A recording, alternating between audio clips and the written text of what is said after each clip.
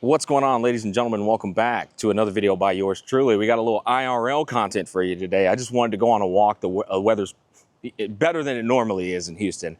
And I wanted to talk to you guys about the nominations for Mobile Game of the Year that just got announced this morning. If you don't know already, Wuthering Waves, Zenless Zone Zero, and AFK Journey got announced for Mobile Game of the Year. Off rip, y'all already know this is going to be a shit show. As soon as the winner gets announced, if it's Wuthering Waves or if it's Zenless Zone Zero, the fandoms are going to be at each other's throats, and that's going to be a content and an absolute cinema in and of itself. If AFK Journey wins, I feel like that's going to be even more hilarious, bro. You know what I mean? So I look forward to seeing how that's going to turn out. I'll probably be covering it just because it's going to be it's going to be a shit show, like I said. But I wanted to talk to you guys about, my thoughts and what I think about the whole thing.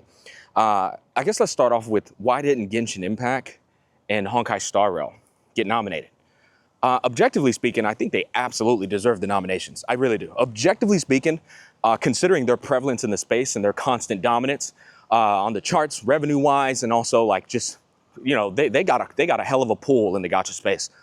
I think they should always be nominated, just from an objective standpoint.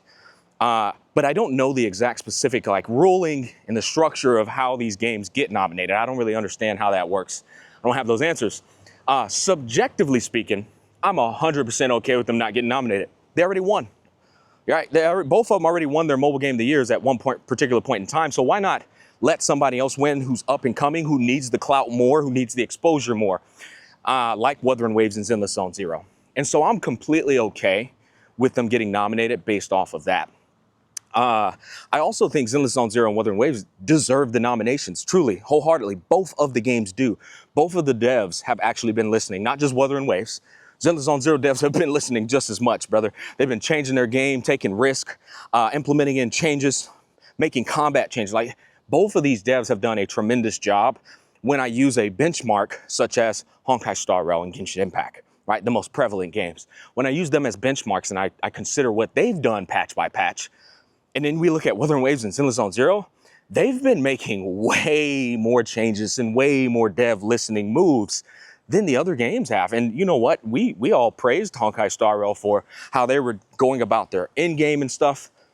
And I feel like the other two games are doing the exact same thing. So what I'm trying to say is, I think Wuthering Waves and Zenless Zone Zero deserve the Game of the Year nomination. Now, who am I voting for? I already know a lot of my community, y'all are aware, I like Wuthering Waves better than Zenless Zone Zero. I have a better time playing it than Zenless Zone Zero. But don't get it twisted. Who I think should win has actually nothing to do with which game I think is the better game. Subjectively, it has everything to do with how they are going to play this moment here occurring. First and foremost, getting nominated for Game of the Year is a big achievement, a big accolade, regardless of whether who wins or loses. The fact that you got nominated is massive. And why did you get nominated? Because your communities, the fans, they have been carrying the hell out of your game and getting it crazy exposure. So they deserve a reward just for you getting nominated. And like a shill or a kudo bot is not going to understand that, because they're just yes men. They don't understand, like, brother, we already deserve something. Regardless of whether y'all win or lose, we deserve something.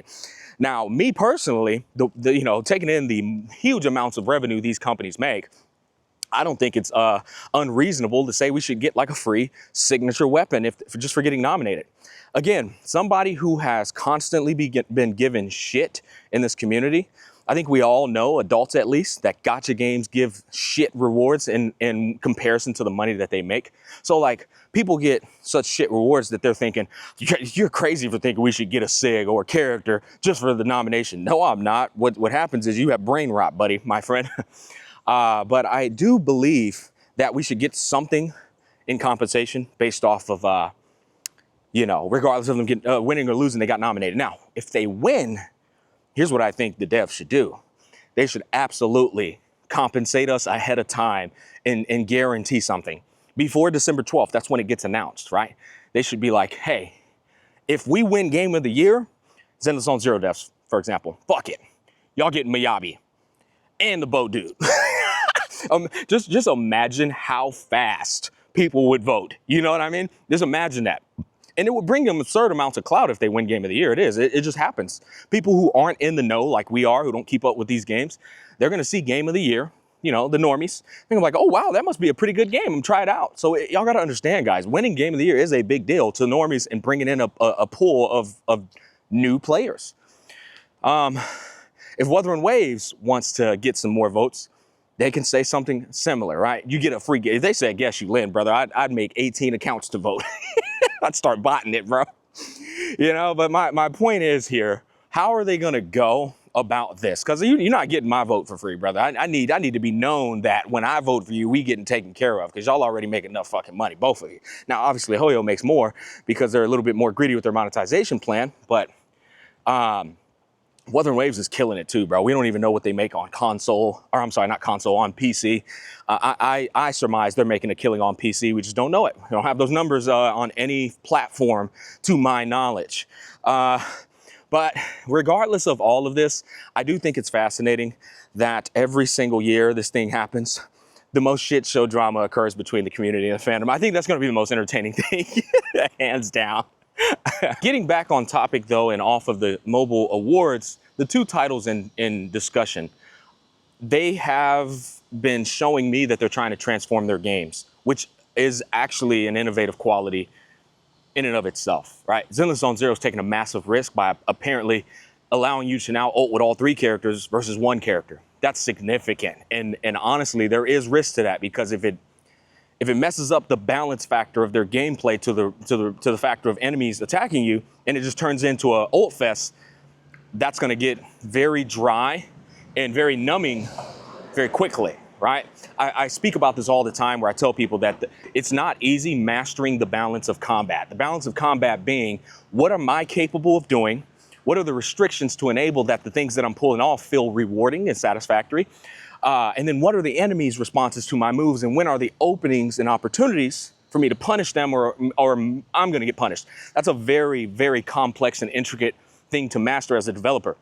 And so they're taking a massive risk by enabling the three ultimates. Wuthering Waves is now like tinkering with things on the lowest of keys. Like this Dream Link shit, it's purely kept into the event that's ongoing right now, but something tells me that could very well be a permanent combat mechanism added into the foundation of the gameplay, you know? So when are they gonna do that? And if they do that, these are huge changes that are occurring. This is what the live service model truly is gonna flourish with, right? The ability to drop a game and then literally transform the game as time goes by, because that's the dynamic and infrastructure of a live service game. That's how it should be. Which is why Genshin gets shit on by so many people who aren't like in that damn illusion, in that infinite Tsukiyomi, thinking it's a perfect game. Like, that game has had the resources and revenue to transform and transcend what it's always been, and it just doesn't do that. So I think I'm liking where this space is headed, just for Zenless Zone Zero and Wuthering Waves. And getting off of that, and I guess ending up this video, AFK Journey getting nominated. Maybe that's surprising to some of you guys. But y'all gotta understand, man, AFK Journey, it's a game where every day you wake up, you're progressing. Every day you wake up, there is a motivating factor to build your roster and push, and that keeps a lot of people around. It really does. Not to mention, they got a nice little structure going with the seasonal thing, very similar to like Diablo and ARPGs, where you get to progress through the seasons and then you keep these rewards. Guys, I don't know if you know this, but that's how Diablo 3 has been flourishing for the past decade, man. Those seasonal shits work. And so I think AFK Journey has done a tremendous job.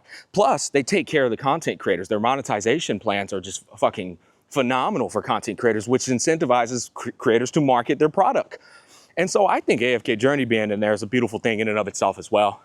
Overall, I always strive not to yap too much. Man, that wind is blowing out here today. It's a lovely day. Comment down below, you guys let me know your thoughts, but please, for the love of God, before you just throw in a vote for being a shill or bot, at least try to get the devs to give you something, man. I'm telling you, we got to get them to guarantee us some stuff, because we've already done a good service to them by getting them nominated, man. Food for thought, let it marinate like neck bone juice. Thanks for watching. Peace, love, and happiness. I hope you enjoyed the IRL content. I think I'll be doing this more often. It's really refreshing. I'll catch you guys on the flip side.